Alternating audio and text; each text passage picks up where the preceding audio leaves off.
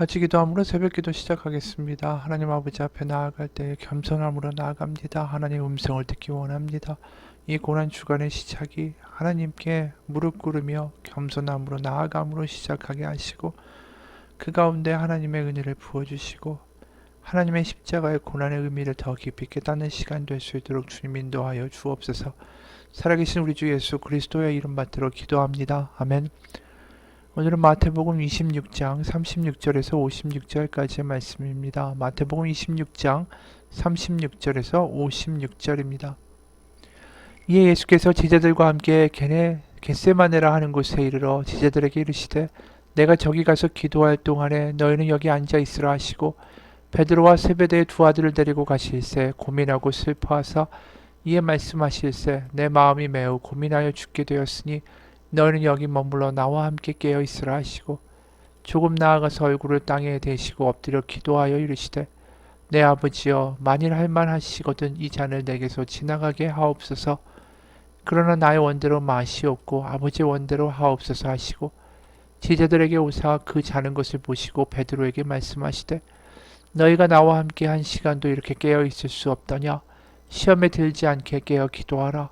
마음에는 원이로되 육신이 약하도다 하시고 다시 두 번째 나아가 기도하여 이르시되 내 아버지여 만일 내가 마시지 않고는 이 잔이 내게서 지나갈 수 없거든 아버지의 원대로 되기를 원하나이다 하시고 다시 오사 보신즉 그들이 자니 이는 그들의 눈이 피곤함 일러라.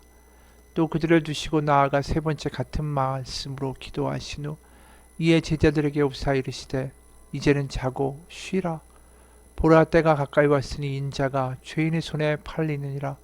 일어나라 함께 가자. 보라 나를 파는 자가 가까이 왔느니라. 말씀하실 때 12 중에 하나인 유다가 왔는데 대제사장들과 백성의 장로들에게서 파송된 큰 무리가 칼과 뭉치를 가지고 그와 함께 하였더라.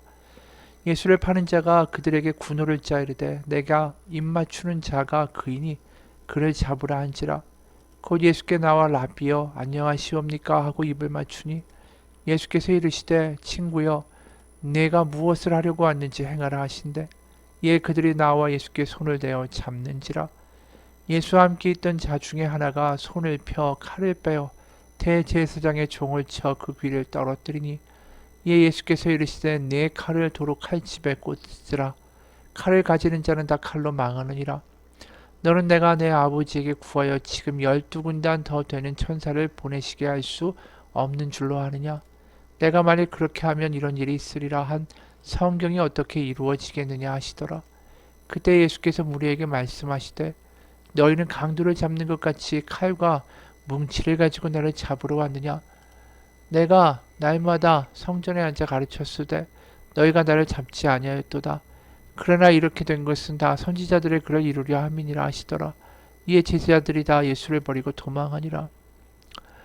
오늘은 겟세마네에서 예수님이 기도하시는 장면입니다. 겟세마네, 여기는 바로 기름을 짜는 틀이란 뜻입니다. 바로 올리브가 많았던 감람산, 바로 그곳에 바로 올리브 기름을 짜는 틀이 있던 곳이죠. 마치 예수님이 자신을 짜내듯이 고통 가운데 기도하시는 장면입니다.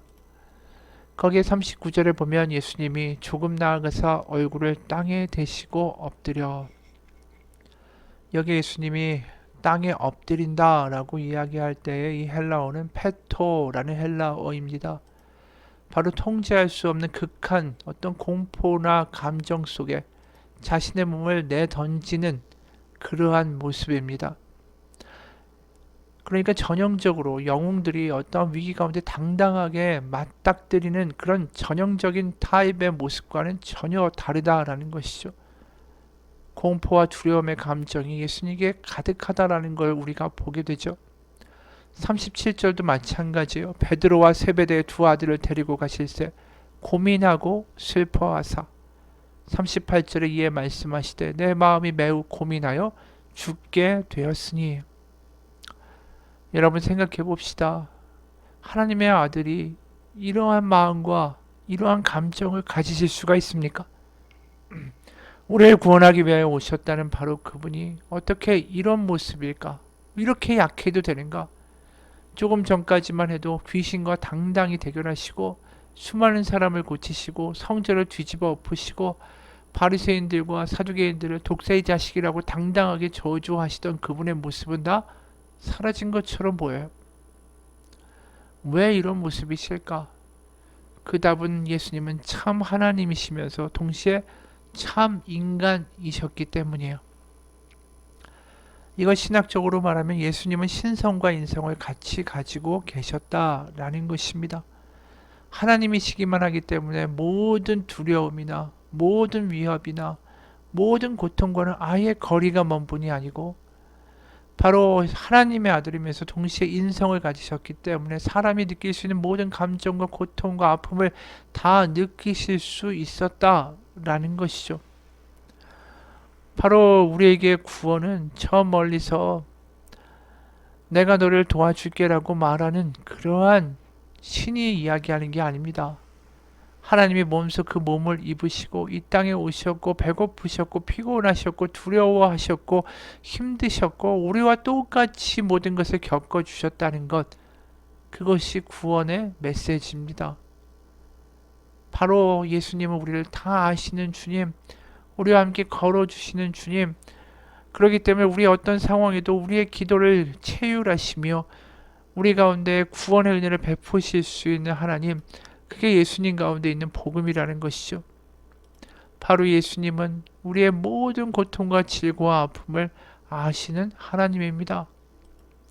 그래서 시편에 보면 시편 22편의 고백이 십자가에서 예수님의 입에서 터져 나오는 것을 보게 돼요.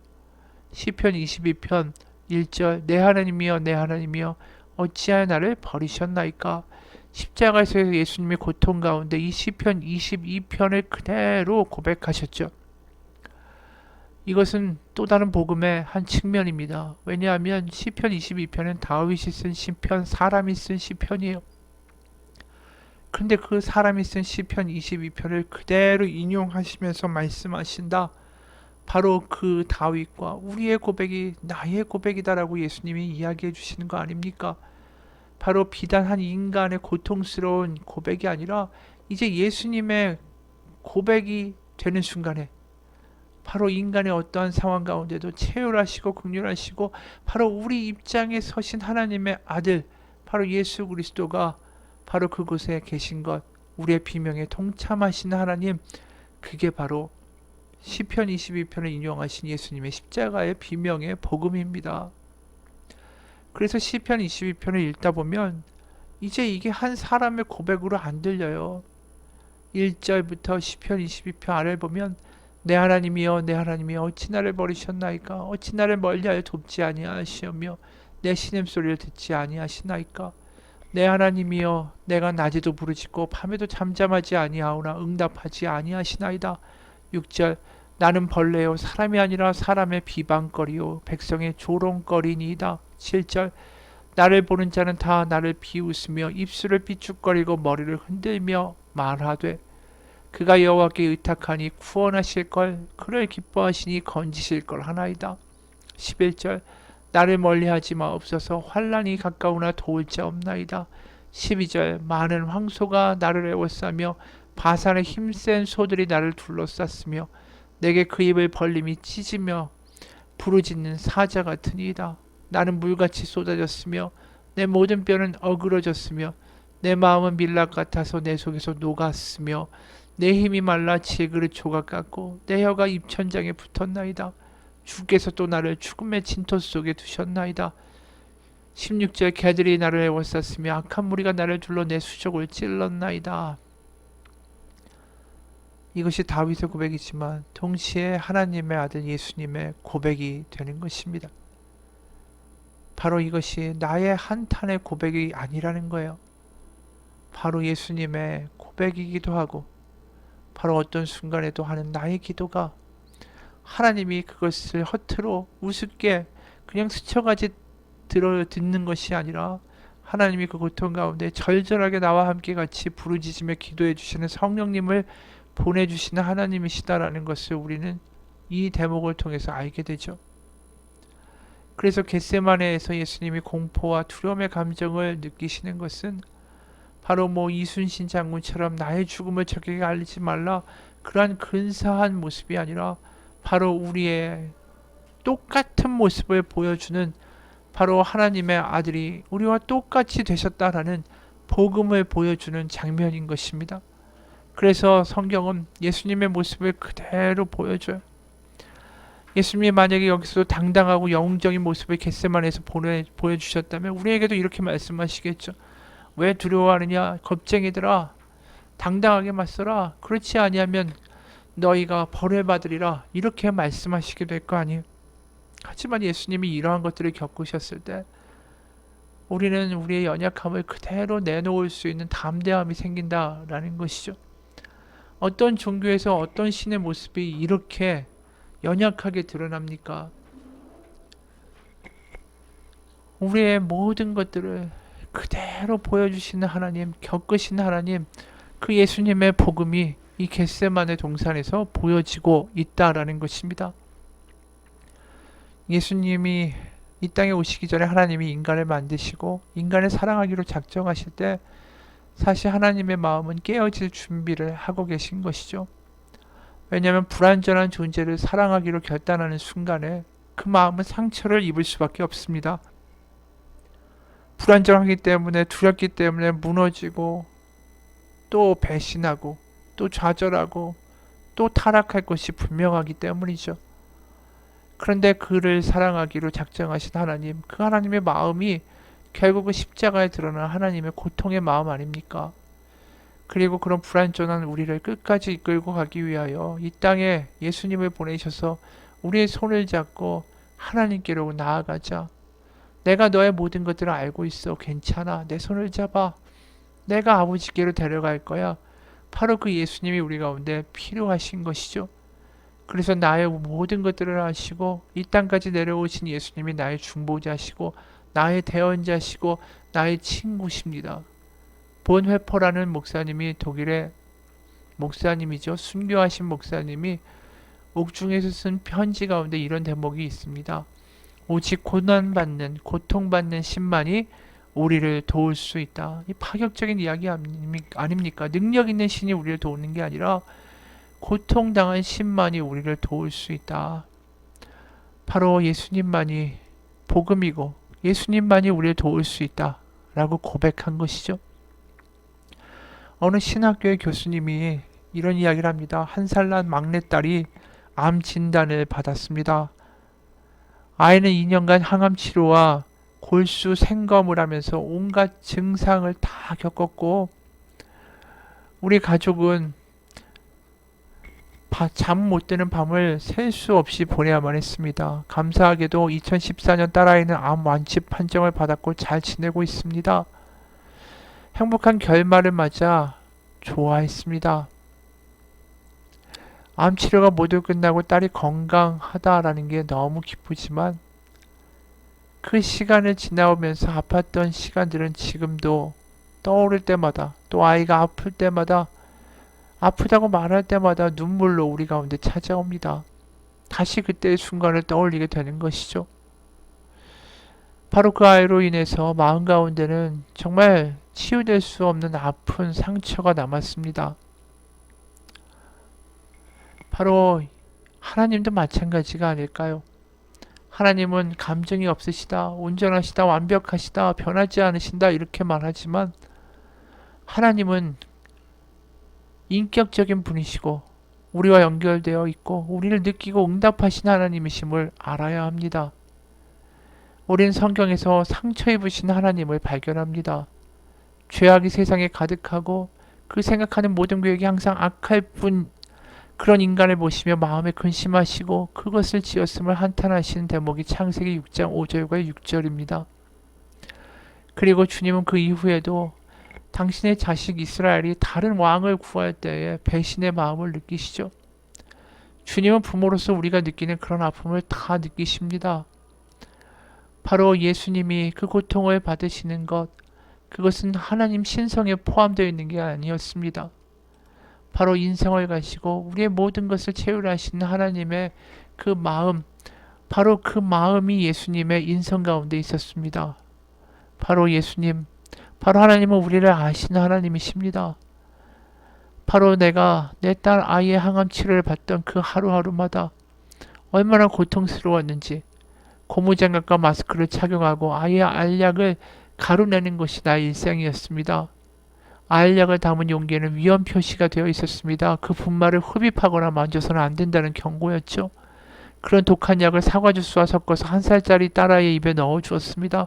아이가 뱉어버리면 그 과정을 반복해야만 했고 정말 못할 짓이었고 정말 해야 되는 행동이었지만 너무나도 괴로웠습니다. 지금도 알약이나 바늘을 보거나 암투병한 아이를 보면 그때의 기억이 떠오릅니다. 이와 마찬가지로 하나님은 당신의 아들을 사랑하셨고 그 사랑하는 아들을 이 땅 가운데 죽게 하시는 가슴 찢어지는 하나님을 상상할 수가 있습니다. 하나님은 그런 상처와 슬픔의 기억을 가지고 계신 하나님이십니다. 우리의 아픔과 고통을 아시는 하나님이십니다. 딸아이의 고통을 바라보면서 그것이 하나님의 마음인 것을 깨닫게 됐습니다. 나는 압니다. 하나님이 하나님 되시면서 그 일을 하는 것이 쉽지 않았으며 또 그분이 아버지가 되시면서 얼마나 우리를 품어가시는 것이 힘드셨던가라는 것을 말입니다. 주님의 겟세마네의 고통은 바로 그 하나님의 심정에서 나온 것입니다. 불완전한 우리를 사랑하기 때문에 사랑해야 하기 때문에 겪어야만 하는 하나님의 고통입니다. 구원은 그렇게 쉽게 온 것이 아닙니다. 하나님의 고통을 수반하고 우리 가운데 주어진 선물입니다. 그리고 그 고통의 길을 예수님은 혼자 가셨죠. 제자들은 계속해서 잠에 빠집니다. 계속해서 이야기하지만 계속해서 잠에 빠지는 제자들. 그리고 56절에 마지막에 아주 무서운 말이 나오죠.